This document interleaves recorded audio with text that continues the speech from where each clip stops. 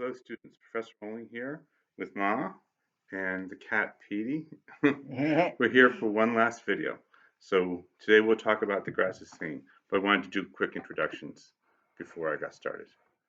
All right. So last video about The Grass is Singing, and this is to help with the discussion board entries, responses that you guys write.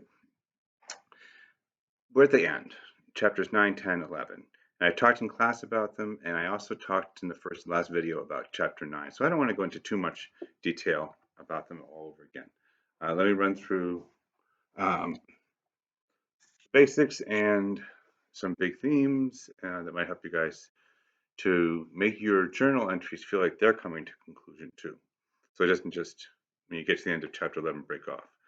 It would be better if you can say, you know, in this chapter, we kind of get a sense of where the ending is approaching upon us because these things have gotten worse, or there's signs that the past is resurfacing. Okay, so with chapter 9, that's the most inward.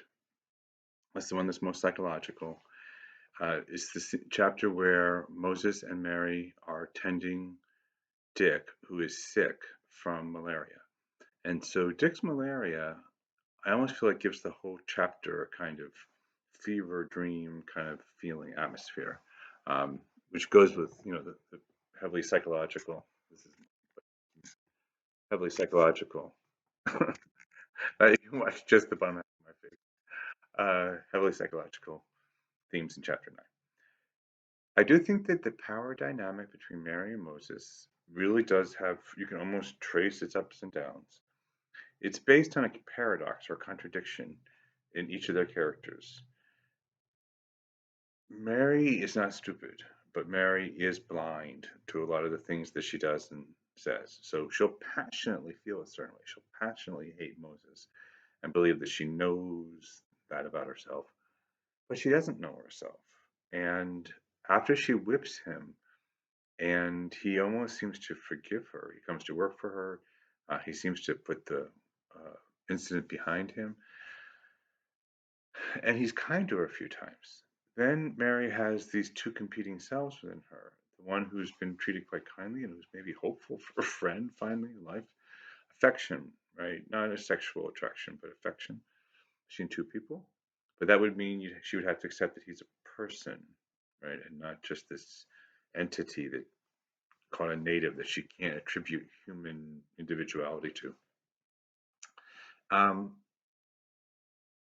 and we also see that in his treatment of her, he knows that she's not capable of the same kind of open heartedness that he might feel towards her.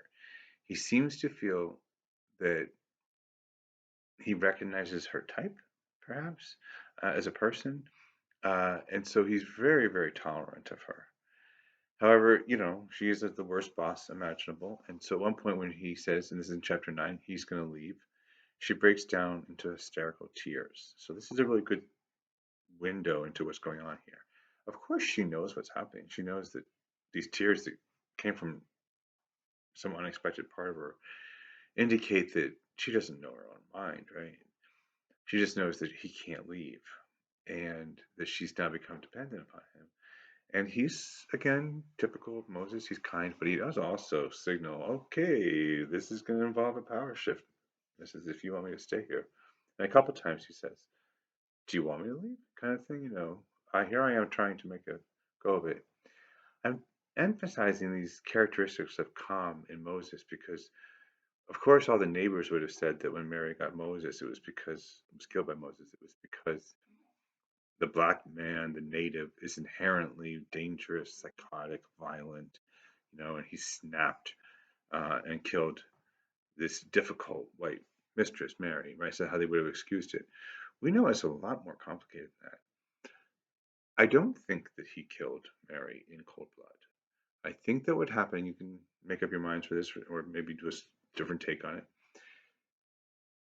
Moses mostly comes to feel affection and even, like, dare I say, a kind of human love for Mary as somebody he worked for a long time and who he saw was suffering. Um, had compassionate view of her, it seems, was part of the picture. She also unmanned him, debased him, degraded him in a number of key times. I think at least 3 times they're key. And it was too much. Another part of him hates her. Now, her here to me is an interesting question mark. He hates Mary Turner, who did these things to him. But to really be able to hate her, he has to see her not as an individual, but as this worst boss in existence, this white master, this mistress, this woman who embodies everything about his white masters that not only does he hate, but he also feels scorn for. That is, I think, what allows him to murder her.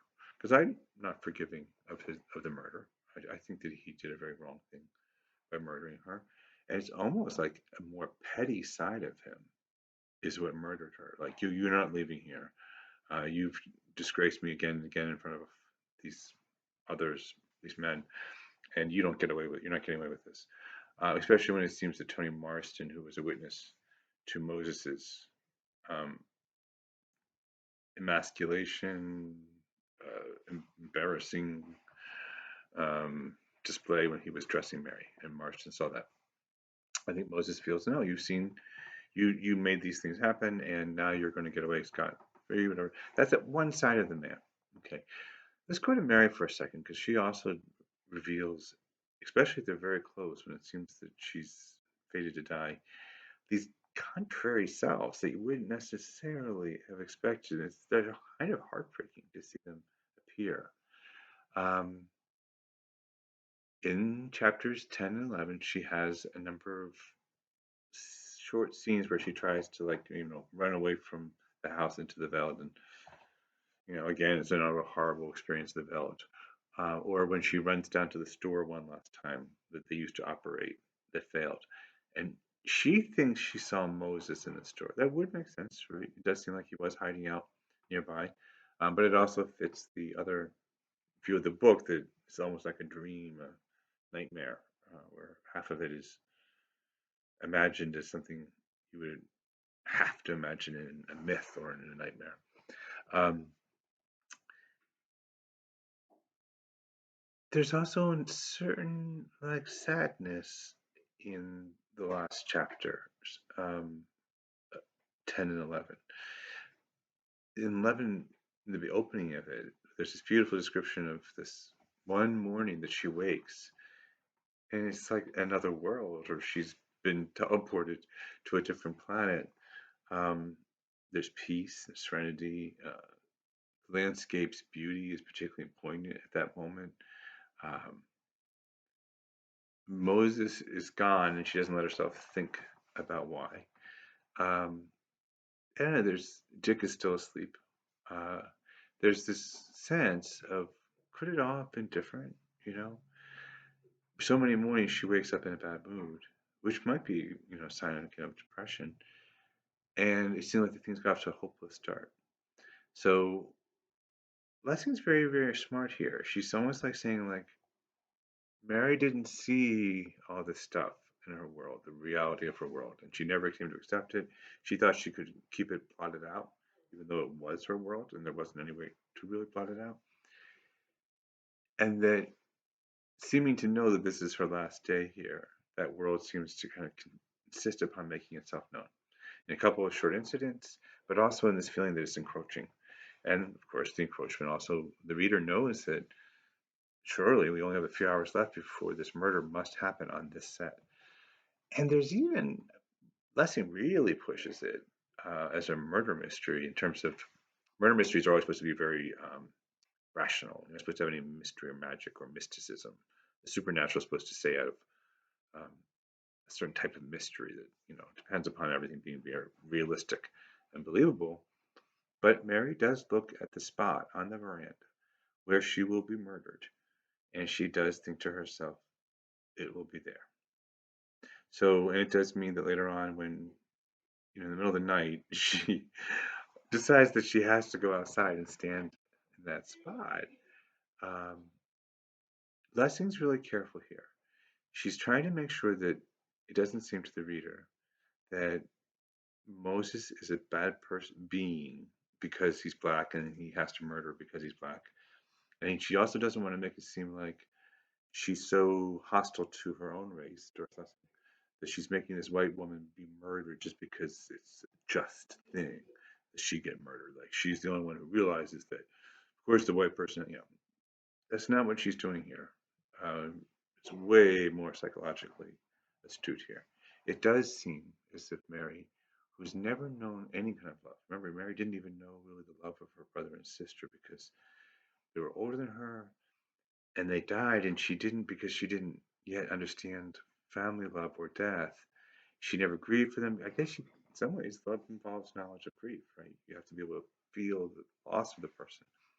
She lost her siblings and then curiously lost her parents without really feeling death. So Mary's just, yeah, absent of understanding in that whole regard. Um, I kind of think in some ways the book suggests that Mary remained so childlike because she made partly because she didn't really process grief from early childhood that she never learned what it was to love other people. And in the end, that means that she has to stay isolated and islanded. And it's tragic because she didn't decide this. It's almost like it's a consequence of a number of factors from early childhood, then getting layered on by some mistakes that were made and some hopes that were dashed and some unwise decisions along the way. But I do think in the end, the book does seem, when you first read it, harsh. This like murder story that seems to be about the vengeance of the land against a colonial intruder. I don't. I think it only begins there. I think that's not really what it's about. But Lessing loved the land, and she knew that people that she loved, her family, were responsible for this, but they also had come to love the land. Her father loved Rhodesia, Zimbabwe. So I want you to see it as a more heartbreaking story. I know that you guys were probably distanced by Mary's mental illness. Um, but again, when you go to work on the journals, the, you know what I mean, the discussion board responses, see how Lessing committed herself to a huge task here. She was going to write her first novel about one person's life, one of her fellow Rhodesians, and she wanted that to stand for everything. And she picked a person very much on the margin. But I think because she really opened up her heart to the fate and the reality of this other person and didn't fudge on it at all. I think she ended up achieving quite something quite remarkable here. The book really does take us very far into another person's life and somebody who we can't, put up on a pedestal and admire. Somebody who we would say, oh, that's somebody who slipped out of the herd, somebody who fell behind, some lost soul, as we used to call them. I think still do. All right, enough thoughts about heavy thoughts about Harry Turner.